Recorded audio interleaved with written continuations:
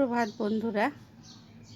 সকালটা আমি আমার আরাধ্যা মায়ের পুজো করেই শুরু করি।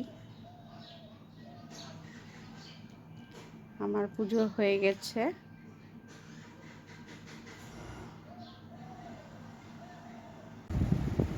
পুজো হয়ে গেছে বন্ধুরা। এবার আমি রান্নায় যাব। আর সারাদিন কি করি, কি রান্না হয় সেটা আপনাদের মাঝে তুলে ধরবো। আপনারা আমার সঙ্গে থাকবেন। কমেন্ট, লাইক এবং শেয়ার করতে ভুলবেন না। আপনারা আমার সঙ্গে থাকবেন।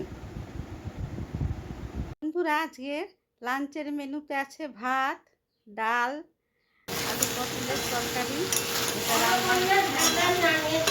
আলু পটলের তরকারি করেছি আর কাঁঠাল ভাজা।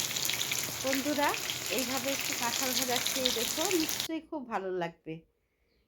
তোমরা আমার সঙ্গে দেখো। আমার ছোট্ট ব্লগটা কেমন লাগলো জানিও এবং কমেন্ট, শেয়ার, লাইক করতে ভুলো না।